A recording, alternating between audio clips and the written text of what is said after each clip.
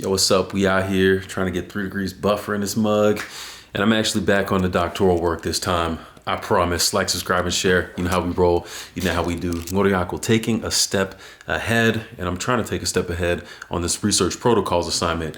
But you know what? I can't lie. It's proven kind of difficult. So the literature review section of the research protocols assignment is where I got hung up today. I spent maybe 4 or 5 hours looking around for different resources, looking through the library for Andrews, and just doing searches for scholarly articles online. And while I was able to find some things, the question comes up like, how broad am I supposed to search? Because the idea is that for whatever our dissertation topics are, we're supposed to look out and see, has anybody written anything on this? And anybody, I mean, you could tell by the word anybody, that's kind of vague and very broad. So am I looking for people, anybody within Adventism? Am I looking for anybody within Christianity? Am I looking for anybody anywhere during any time who's written anything about this? And it's tricky. Now, what makes it even more interesting is the reasoning behind the literature review is we want to show that we're not just trying to come in with some new idea, an idea we think is new, when a bunch of people have already commented and written and done extensive research on it. So we want to do our respect and our due diligence to the community and to the research that's already been done before contributing and seeing if the point that we have, or if the question that we're proposing, or the problem that we're trying to explore is still relevant, or if it hasn't already been done. That's the point. Now, the two issues that I'm running into on this is that I've done a few different searches, one for volunteer, and I found a bunch of stuff that really wasn't relevant to student missions, even though we call it volunteer missions. I've looked up volunteer missions, I've looked up student missions, I've looked up missions. And of all the things that I found, there is not that much there are not that many articles that I'm looking at that really pertain to what I'm looking for. Now, to give you a little bit more context, I'm talking specifically student missions within the context of universities, schools, and by extension, church, and so on. I have found a lot about student volunteer movement, and that's something that was started in the 80s, the 1880s, mind you, and it had its ups and downs in there. And it's interesting because a lot of what I saw said that it was really hot when it started, and then it kind of fell off at some point within 20 to 30 years of it being created. But the question that comes up to me, well, I'll get to that later. So that's one of the issues, right? I'm finding something on student volunteer movement, but that's kind of just generally related to the Christian circle, not specifically within the Adventist institutions in the universities. Now, part of the reason that I suspect this to be true is that when you look at the Adventist universities, a lot of them used to have missionary training, something like that in their name. Loma Linda used to be something about evangelism and medical missionary school. Andrews used to be Emmanuel Missionary College. Southern used to be Southern Missionary College. I think, was it Washington Adventist University? They had something about mission, something about training school in their name as well. And the intention from the jump for these schools, especially when they changed the name to incorporate something involving mission or training, was specifically to say, hey, you're going to come here and you're going to learn about agriculture, you're going to learn about technology, you're going to learn about engineering, whatever, business, accounting, all that kind of stuff. You're going to learn about all these different fields, but the purpose and the way that you're going to seek to use this is in a missional context. And what that means is it's not like you're trying to do some super low key where I'm disguised in society as a nurse, and then as soon as I get the chance, I'm pouncing on somebody. No, but it's like, what are the principles of the mission mentality, and how does that influence or inform the way that I act as a business person, as an accountant? What are the values that I have as a Christian, as an Adventist, that shine through my work as a businessman, for example? And those were the principles that people were being given at those times. And in some cases, even more explicitly, mission work saying, hey, you're going here to serve in this capacity, but your purpose is going to be to plant churches, et cetera, et cetera. And there are pros and cons to all of that. But the bottom line I'm getting to is that there was something inherent in the name that reflected what the mission was supposed to be. Now, when you look at the beginnings of a lot of these universities, the late 1800s, or around that 1892, I think for Southern, the rest of the universities were within a 20 to 30 year window, as far as I remember, from what I've seen. But the point is, you have the student volunteer movement happening around the same time as some of these universities are coming into place, with the names denoting their call or mission identity.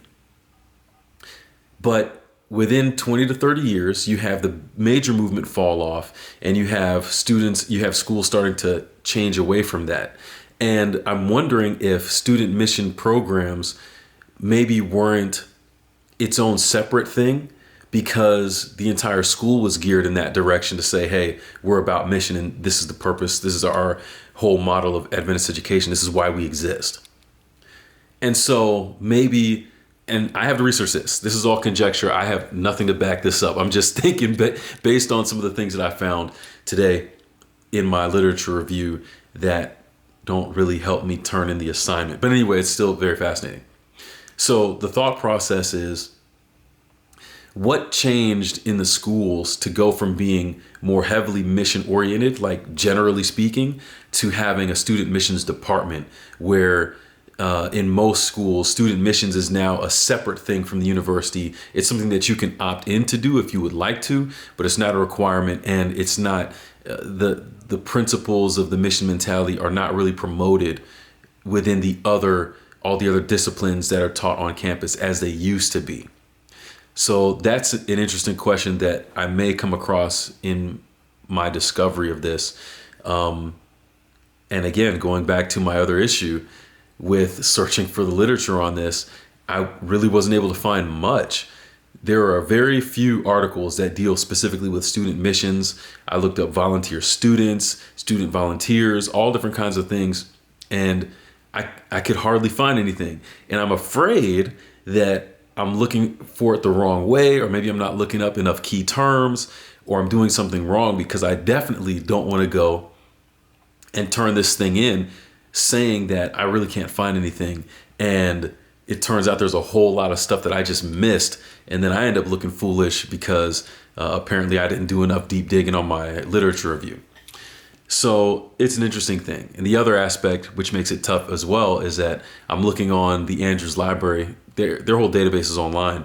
And I sign into my account, and half of the articles, maybe like 70% of the articles that are listed there in the search, I can't access. It says log in to view this resource. And then when I click on it and I log in, it says, sorry, you don't have access to retrieve this resource. So I'm kind of stuck. The ideas are forming, figuring out what I want to say and how I want to go about researching this thing. It's all forming, but I'm stuck on this literature review piece. I don't really know what to do. I've reached out to my professor and I asked him about it. We'll see. Hopefully he can give me some pointers or some tips, because I need something. I need something. But yeah, that's all I have for that. And last point that I want to touch on from yesterday. This is the day after Christmas, December 26th. So yesterday morning, as I said in yesterday's video, I got to actually go to the Peace and War exhibit for the 4th expedition to Lachish, talking with Dr. Hazel, and as we went through there and afterwards. And I wanted to really highlight, because our conversation eventually got to missions. He asked me what I was doing and so on. We started talking about that. And it was really interesting to note that in his observations of how things are going on down here, it was very reflective of what I shared with him about up at Andrews, where, we have this mission emphasis that's kind of like in the background, but it doesn't, what's the word? It doesn't come forth. It doesn't come out overtly. Like, it's not something that it seems we're proud to express. It's just kind of something that's in the background, even though it used to be a part of both schools' identities, and it's still a part of both schools' identities. When you think of, he said that there are about 60 to 80 student missionaries out from Southern right now out of 3,000 students. So you do the math and figure out what the percentage of that is. That's less than 10% would be 300. So 1% would be 30. So maybe 2 to 3% of a student body is going out with this, when this thing is the identity and the lifeblood of what we are, the mission mentality. So why are the numbers like that? Why isn't it that in our universities, and I think personally, say what you want, but I think Southern does a better job of this corporately than Andrews does of making the mission experience a bigger part of understanding, like, hey, when students show up, this is what they're going to do. But my question would be, when you have the recruiters and the enrollment services of these universities talking to freshmen, everyone has the college days where all the juniors and high school seniors are showing up to tour the school and see what's good. How many of those, with all these hundreds of students that are showing up for this, how many of those presentations include something that says, hey, and there's a great opportunity you have here where you can go and serve and be a missionary and live up to the legacy of Andrews here at Andrews University? Like, that took me not even 10 seconds to say, but I don't feel like it's something that has an emphasis or that people really care enough about to say it. And this kind of goes back to something I was talking with Donnie about when it comes to missions. It's like, we would love to say, yeah, mission and go serve and all this kind of thing. But for some institutions, there's almost a fear of, well, if we promote this and we get everyone out here to do this, well, what about our tuition dollars? What about our numbers, enrollment? It's going to go down. But the question fundamentally goes back to, well, what is the purpose of our existence? Are we here to have high enrollment numbers, or are we here to help young people fall in love with serving, to fall in love with God in a way while they interact with other people the way that Jesus did? What's our purpose of being here? And if we can answer that question, maybe it can better inform how we deal with student missions. And maybe part of that issue is why student missions itself is so hard to define, according to what I've found so far. Again, I put that caveat in there. Maybe someone has defined it and I just haven't found it yet. But I think these things are related. And that's what I want to discover in this dissertation. So I'm hoping, I guess there's two ways to look at it.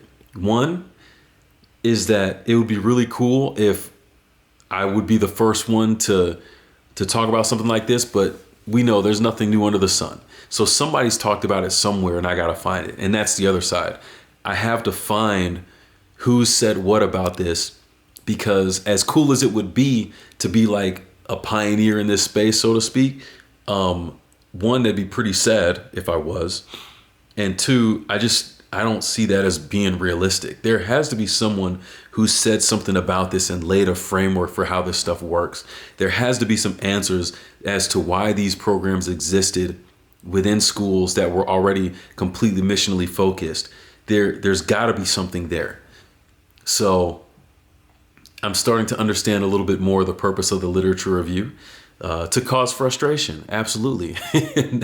that's what's happening in a little bit of degree right now. But it's definitely raising some good questions that I will hope to address in the entirety of this paper. And we'll see. We'll see how it goes, and we'll see if I can get there.